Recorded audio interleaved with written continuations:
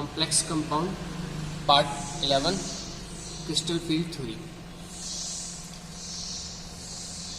Previous video में valence bond theory थी, उससे अपन ने हाइब्रिडाइजेशन कैलकुलेट किया था कॉम्प्लेक्स कंपाउंड्स का, कोऑर्डिनेशन नंबर 4, कोऑर्डिनेशन नंबर 6 का। जो काम उसमें किए गए थे लगभग वही काम इसमें करना है। तो इसकी ज़रूरत क्या थी और उसमें कमी क्या थी? वैलेंस बॉन्ड थ्योरी में अजम्पशंस ज़्यादा थे, कुछ एक कॉम्प्लेक्सेस के कलर बताने में उससे गलतियां हुई, मैग्नेटिक डाटा बताने में भी कुछ प्रॉब्लम हुई। उन चीज़ों को इन्होंने थोड़ा और अच्छे वे में एक्सप्लेन किया। क्रिस्टल फील्ड थ्योरी सबसे पहले किस बात को लेकर चलती है ये देखना है। क्रिस्टल फील्ड थ्योरी का कहना है कि जो लिगेंड अपन मानेंगे उनको पॉइंट चार्ज एज्यूम करना है। Means ligands are considered as a point charge. Metal तो पॉइंट चार्ज रखते ही है, लिगेंड भी आपको पॉइंट चार्ज एज्यूम करना है। और मेटल एंड लिगेंड के बीच में जो इंट्रैक्शंस होंगे वो इलेक्ट्रोस्टैटिक है, क्योंकि पॉइंट चार्ज मान रखा है। इस वजह से लिगेंड और मेटल के बीच में जो भी इंट्रैक्शन होगा इसको इलेक्ट्रोस्टैटिक इंट्रैक्शन बोलते हैं।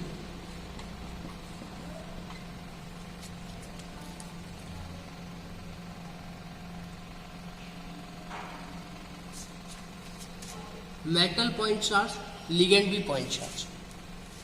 होता क्या है, किसी भी कोऑर्डिनेशन नंबर को आप देखो, 6 को या फिर 4 को। 6 का मतलब क्या है, जैसे मेटल है, सराउंडिंग में हमारे पास लिगेंड है, 6 लिगेंड मैंने एज्यूम करा। अब ये सारे लिगेंड अगर पॉइंट चार्ज है, जैसा कि CFT बोलता है, तो जब ये मेटल को अप्रोच करते हैं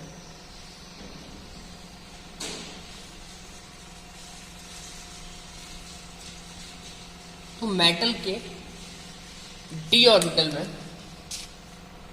मेटल पॉइंट चार्ज, लिगेंड भी पॉइंट चार्ज को जब अप्रोच करता है तो इसके डी ऑर्बिटल में स्प्लिटिंग होती है। क्या होती है? स्प्लिटिंग क्यों होती है? क्योंकि वहां पर रिपल्शन वर्क करता है।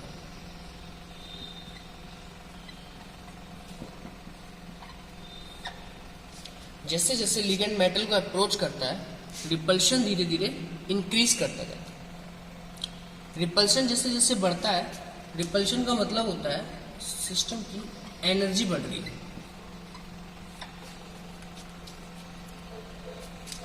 ऑर्बिटल्स ब्रेक डाउन होते हैं, स्प्लिटिंग होती है। क्यों? क्योंकि वहां पर रिपल्शन बढ़ रहा है। रिपल्शन बढ़ने का मतलब होता है वहां पर एनर्जी बढ़ रही है। मतलब डी ऑर्बिटल्स की जो पहले एनर्जी होती थी, अब एनर्जी उससे कुछ ज़्यादा होगी। इसमें यही एनर्जी का वेरिएशन हम लोगों को समझना है। आओ थोड़ा सा देखते हैं, इसको नोट करो।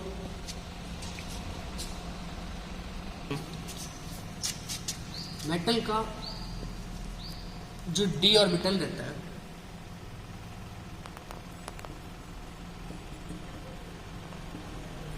डी ऑर्बिटल हमको पता है 5 बॉक्सेस रहता है डी ऑर्बिटल में। 5 बॉक्सेस होते हैं डी ऑर्बिटल में, 1 2 3 4 5। उनके नेम होते हैं D X Y, D Y Z, D Z X, D X square Y square, and the last one is D Z square. ये 5 बॉक्सेस होते हैं डी ऑर्बिटल में, और इनको नॉर्मली डीजेनरेटेड बोलते हैं। डीजेनरेटेड ऑर्बिटल्स या डी ऑर्बिटल्स। डीजेनरेट का मतलब होता है कि जितनी एनर्जी इसकी है उतनी इसकी, उतनी इसकी, उतनी इसकी, उतनी इसकी। सारे बॉक्सेस की जो एनर्जी है वो इक्वल है, सेम एनर्जी है। सेम एनर्जी की वजह से जो टर्म यूज किया जाता है, सेम एनर्जी की वजह से जो टर्म यूज किया जाता है उस टर्म को बोलता है डीजेनरेटेड ऑर्बिटल्स। इसका मतलब सारे डी के जो ऑर्बिटल्स हैं उनकी एनर्जी इक्वल है। अगर हम इनको अब प्लॉट कर देते हैं, क्लास 11th में पढ़ाते हैं, एक्स एक्सिस मान लो, वाई एक्सिस मान लो जो भी मानना हो, ठीक, x Y.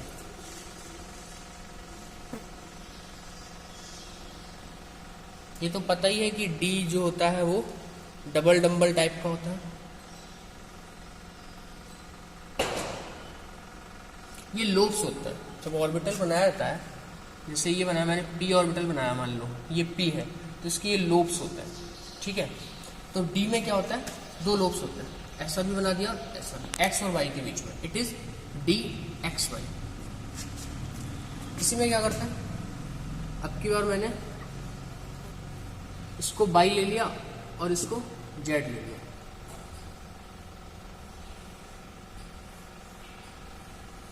It is D by Z. आगे जेड एक्स बना दो,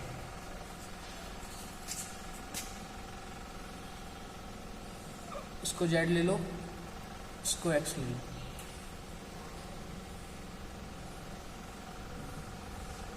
मतलब जो लोब्स हैं वो एक्सिस के बीच में पड़ते हैं, एक्स वाई वाई जेड और जेड एक्स, इन तीनों डी ऑर्बिटल्स के जो लोब्स होते हैं वो एक्सिस पे ना होके एक्सिस के बीच में होते हैं। अब क्या करते हैं, ये दोनों बनाते हैं। ये मान लिया हमने एक्स एक्सिस और ये होगी हमारी वाई एक्सिस।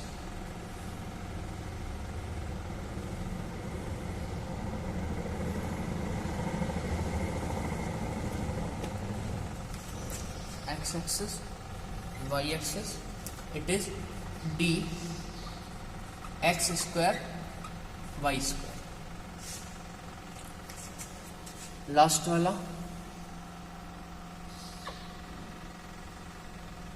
बना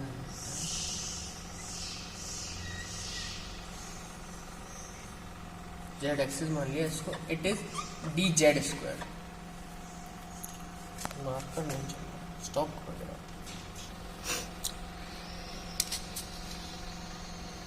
एक्स था, ये बाई था, x square by square, D Z square, marker ही नहीं चल रहा था।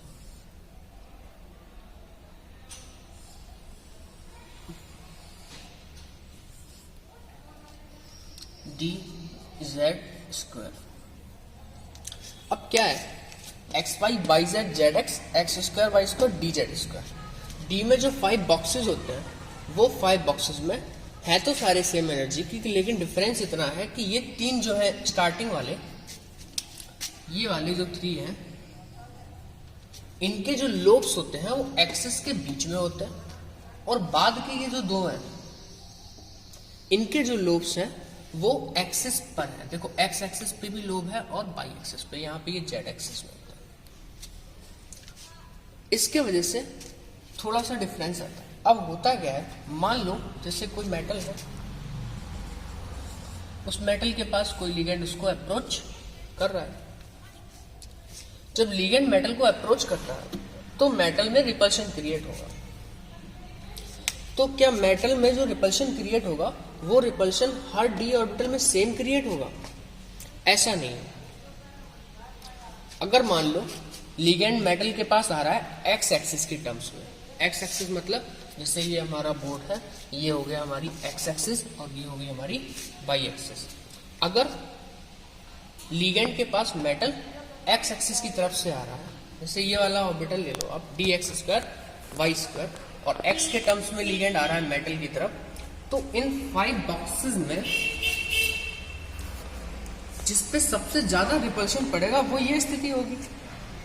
क्यों? क्योंकि इनके लोब्स एक्सिस पे होंगे, एक्स से आएगा, वाई से आएगा, मान लो जेड से आएगा, तो अगर एक्सिस से ही आ रहा है लिगेंड, एक्सिस की साइड से आ रहा है, एक्स से आ रहा, वाई से आ रहा या फिर जेड से आ रहा, तो इन दोनों केसेस में ज्यादा रिपल्शन क्रिएट होगा, ज्यादा इनको धक्का लगेगा ना भाई।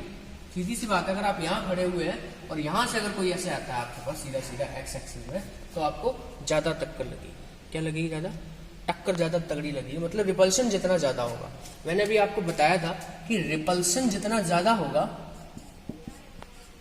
एनर्जी उतनी ही ज्यादा होगी, मतलब इन दोनों की एनर्जी ज्यादा हो जाएगी, इन तीनों की एनर्जी कम हो जाएगी। इसका मतलब हम ऐसे लिख सकते हैं कि जो D X square Y square होगा उसकी energy, D X square Y square and D Z square, इनकी एनर्जी ज्यादा हो जाएगी D X Y, Y Z और जेड एक्स। ये किसका हुआ? एनर्जी का लिया टर्म, नोट करो इसको। अब है क्या, ये हमने देखा कि 5 बॉक्सेस की एनर्जी सेम है अभी तक तो सेम है, लेकिन जब लिगेंड मेटल को अप्रोच करता है, क्योंकि लिगेंड में पॉइंट चार्ज अज्यूम किया जाता है, तो लिगेंड जैसे ही मेटल के पास आता होगा, मेटल के डी ऑर्बिटल में रिपल्शन स्टार्ट होता है, कुछ ऑर्बिटल्स की एनर्जी तो सबकी बढ़ेगी। अगर घर में आ रहे हैं कुछ लोग एक्स्ट्रा अतिथि मेहमान टाइप के, तो एनर्जी तो सबकी बढ़ेगी, लेकिन कुछ पे उसका ज्यादा इफेक्ट होगा और कुछ पे उसका कम इफेक्ट होगा। अब ज्यादा इफेक्ट किस पे होगा? हमने अभी देखा कि अगर एक्सिस से आ रहा है, एक्स एक्सिस से आ रहा मान लो, तो ज्यादा इफेक्ट होगा D X square by square पे। क्यों? क्योंकि उसके जो लोब है वो एक्सिस पे दिए हुए हैं, तो कुछ पे ज्यादा इफेक्ट होगा, कुछ पे कम इफेक्ट होगा, लेकिन इफेक्ट सब पे होगा। तो होता क्या है, यहाँ देखो, जैसे मैंने सबसे पहले बनाया है डी ऑर्बिटल,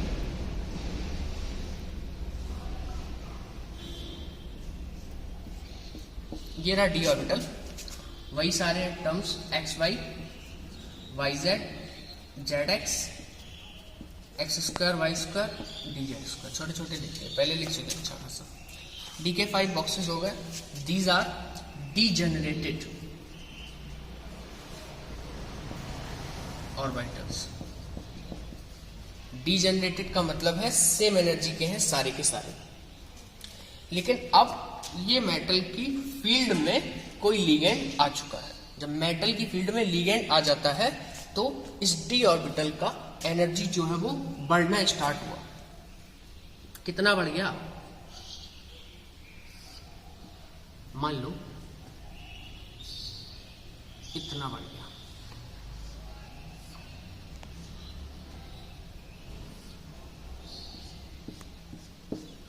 इंक्रीज कर गया, एनर्जी इतनी इंक्रीज कर दी। वही है x Y Y Z Z x, x square Y square और डी जेड स्क्वायर। लेकिन अब ये डीजनरेटेड नहीं है।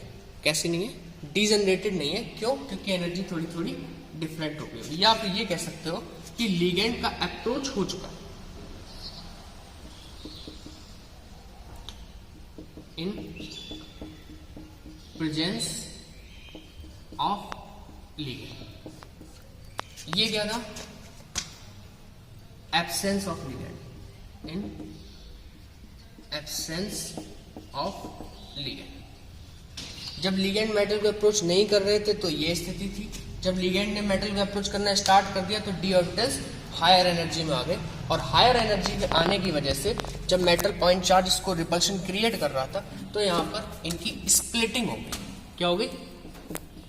स्प्लिटिंग हो गई। स्प्लिटिंग का मतलब ये ब्रेक डाउन होगा। और इनकी जो ब्रेक डाउन ये हम लोग जो पढ़ रहे हैं वो कोऑर्डिनेशन नंबर 6 के लिए है। कोऑर्डिनेशन नंबर 6, 2 एक्स एक्सिस से, 2 वाई से, 2 जेड से, ऐसे मान सकते हैं। तो जब इनकी स्प्लिटिंग हुई तो ये डी ऑर्बिटल्स टूट के गिरे। जब ये 5 बॉक्सेस ब्रेक डाउन होके गिरते हैं तो 3 डाउन साइड आते हैं, 2 अप साइड आते हैं। ऐसा क्यों? 3 और 2 क्यों गिरे? ऐसे गिरते 2 1 लाना निकालना, ऐसे करके ऐसे नहीं गिर सकते। क्यों नहीं गिर सकते? अभी हमने देखा है ना, 3 तो भाई एक टाइप के होते हैं, 2 एक टाइप के होते हैं, सिस्टम है ना उसमें। तो 3 और 2, ये 3 कौन से होंगे? जिनमें ज्यादा रिपल्शन हो रहा हो, कम रिपल्शन हो रहा हो। तो एनर्जी किसकी बढ़ी? इनकी एनर्जी में इसकी एनर्जी ज्यादा बढ़ गई। ये कौन से ऑर्बिटल्स होंगे? ये होंगे आपके D X square Y square and D Z square. और ये वाले कौन से होंगे? 3 X Y Y Z and Z x, X Y Y Z Z X, D X square Y square and D Z square. इनको बोलते हैं T2G, जीजा जी, T2G, और इनको बोलते हैं EG ऑर्बिटल्स। इसका मतलब जो EG ऑर्बिटल्स है वो ग्रेटर है T2G से, किसमें? एनर्जी के टर्म्स में, एनर्जी इनकी ज्यादा है। एनर्जी ज्यादा क्यों हो गई?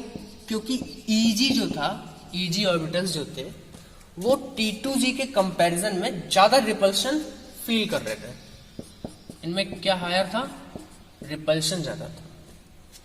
जितनी ज्यादा एनर्जी है उतना ज्यादा रिपल्शन होगा, तो EG ज्यादा रिपल्शन होल्ड कर रहा था, इसलिए वो ऊपर पहुंच गया। T2G ऑर्बिटल्स और EG orbitals. Coordination number 6, splitting of D orbitals. ये जो गैप होता है it is known as delta naught. कुछ लोग इसको डेल्टा ओ भी बोलते हैं, ओ फॉर ऑक्टाहेड्रल से ले लेते हैं, वैसे ही डेल्टा नॉट होता है। It is CFSE, crystal field stabilisation energy. Delta o की वैल्यू भी मैटर करती है।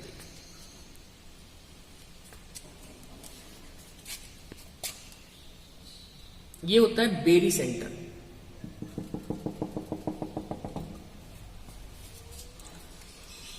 ये डिस्टेंस और ये डिस्टेंस,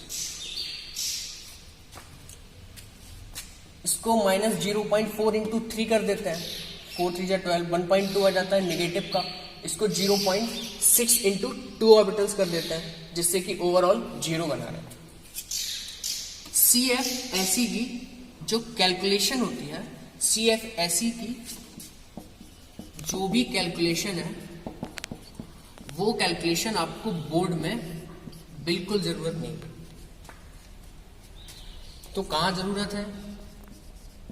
IIT JEE में भी जरूरत नहीं। CFSE की कैलकुलेशन पे बेस्ड IIT में अभी तक एक भी क्वेश्चन नहीं पूछा गया। इसका फॉर्मूला होता है, इसके क्वेश्चंस होता है जब आप हायर स्टडी करेंगे ग्रेजुएशन वगैरह में या पोस्ट ग्रेजुएशन में, तब आपको CFSE की कैलकुलेशन की वैल्यू सिखाई जाएगी। अगर आपकी ज़्यादा इच्छा हो तो बताना, मैं नेक्स्ट लेक्चर में इसकी वैल्यू सिखाने के लिए आपको वीडियो अपलोड कर दूंगा। इतनी इच्छा होती कहाँ है? ये देखो, नोट करो।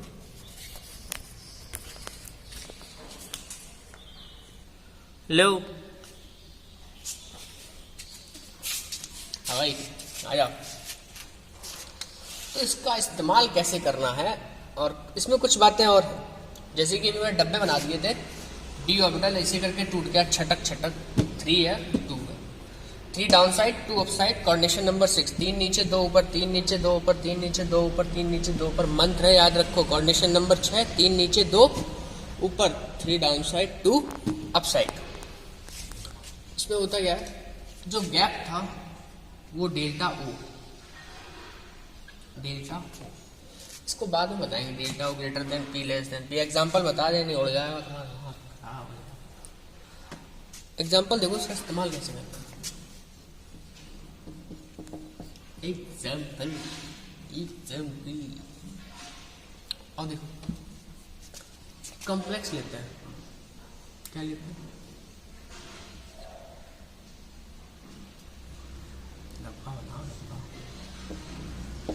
K4 पहले भी ले चुके बहुत बार।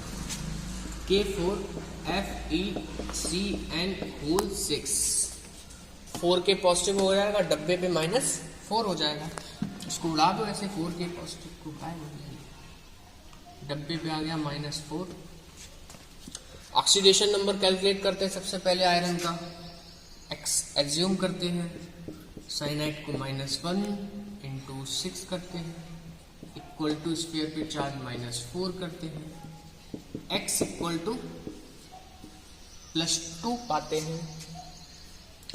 आयरन का एटॉमिक नंबर 26 जानते हैं। कॉन्फ़िगरेशन 4s2 3d6 कर पाते हैं। +2 में 2 इलेक्ट्रॉन उड़ाना जानते हैं। कहाँ से? 4s से। तो लास्ट में हम 3d6 को पाते हैं। क्या राइमिंग करें? लास्ट में क्या मिलेगा? 3d6 मिलेगा। आओ बनाए। बनाना क्या है? उल्लू।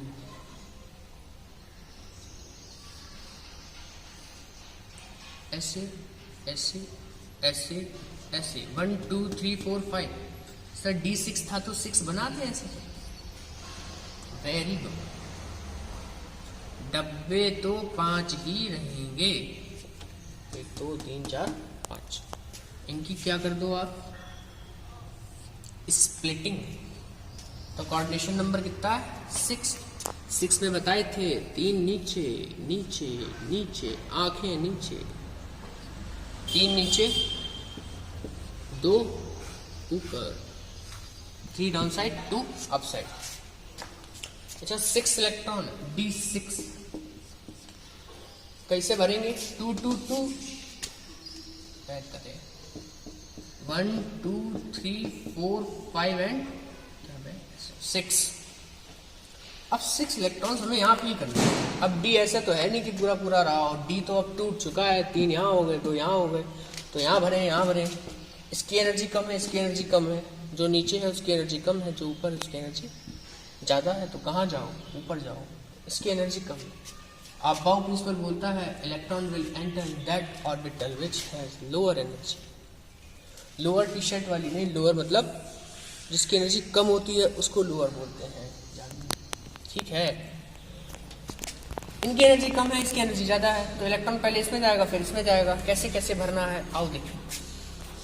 1 2 एंड 3। ऑप्शन 3 के बाद 4 5 6 ऐसा कर लो। या फिर मन ना भरे 1 2 3 बोले 4 5 6 ऐसा कर लो। अब तुम बताओ तुम्हें ये अच्छा लग रहा है, 3 अच्छे लग रहे हैं, या 6 के 6 यूं भर दो, यहीं भर दो, यहीं भर दो सर, ऊपर मत जाओ, यहीं भर दे। देखो हमारे हाथ में नहीं है कि हम यहाँ भर दें कि ऊपर भर दें। वो बताता है ये। इसको ब्लू ब्लू से लिखो यार, है हमारे पास मार्कर आज। ये अब क्या लिखे? ये क्या है? साइनाइड। सर ये लिगेंड है। Very good. कौन सा लिगेंड है? ये साइनाइड है। Very good. कैसा होता है? सर अच्छा होता। अबे अच्छा नहीं, पिछले लेक्चर में बताए थे कि लिगेंड भी 2 टाइप के होते हैं, स्ट्रॉन्ग लिगेंड और वीक लिगेंड। स्ट्रॉन्ग वो होते हैं जो पूरी शिद्दत के साथ देते हैं, क्या इलेक्ट्रॉन के साथ देते हैं, उनको स्ट्रॉन्ग बोलते हैं। और कौन देता है शिद्दत के साथ? जिसकी इलेक्ट्रोनेगेटिविटी लो होती है, कम electronegativity, like carbon and nitrogen. तो लिगेंड है जो साइनाइड है वो स्ट्रॉन्ग है। कैसा है? स्ट्रॉन्ग है। और एक बात और बताए थे, अगर कभी आपको स्ट्रॉन्ग लिगेंड दिखे तो वो क्या कर सकता है? वो कर सकता है पेयरिंग। क्या कर सकता है? गरीबों को मिला सकता है। 3 के बाद 4 लपेटो, 5 लपेटो, 6 लपेटो। क्यों? ऊपर क्यों नहीं ले गए?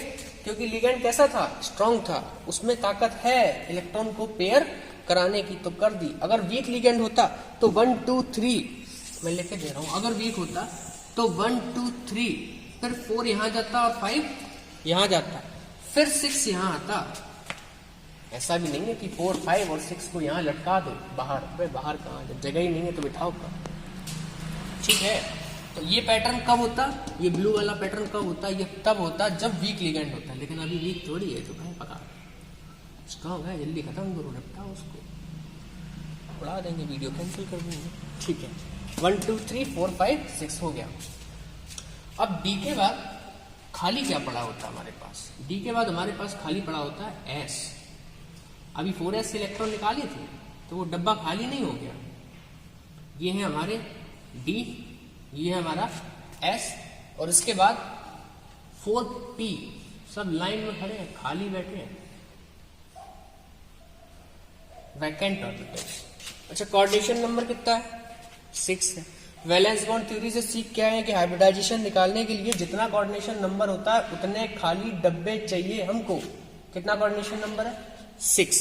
तो 6 कोऑर्डिनेशन नंबर है, 6 डब्बे चाहिए। 1 2 3 4 5 6। तो कैसे चलो?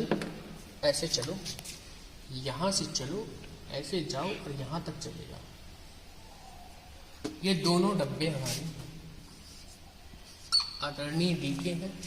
ये वाला s ऑर्बिटल है, बाकी के तीनों p ऑर्बिटल है। It is D2sp3। Geometry is octahedral.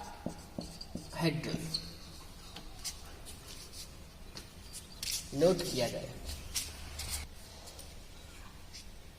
D2sp3 is octahedral. It is what? Inner orbital complex. Inner orbital complex. Crystal field theory जबरदस्त थ्योरी है। इसमें पूरा नहीं हो रहा है। कोऑर्डिनेशन नंबर 6 के बारे में बताया अभी, कैसे लिगेंड मेटल को अप्रोच करेगा, कैसे मेटल में रिपल्शन क्रिएट होता है और कैसे उसके डी हंसता खेलता डी का परिवार ऐसे टूट जाता है 3 और 2 में। अगली बार कोऑर्डिनेशन नंबर 4 में हम देखेंगे कि यही हंसता परिवार टूटेगा तो, लेकिन स्थितियां बदल जाएंगी। 2 नीचे गिरेंगे, 3 ऊपर गिरेंगे, 3 नीचे 2 ऊपर, कोऑर्डिनेशन नंबर 6, 2 नीचे 3 ऊपर, कोऑर्डिनेशन नंबर 4 में देखेंगे। बाकी के बाद में देखेंगे। CFT का लेक्चर नंबर 1 था। CFT का सेकंड पार्ट नेक्स्ट वीडियो में आपको मिलेगा। अगर आपको CFT अच्छी करनी हो ना करनी हो, देखना हो देखो। ओके, टाटा।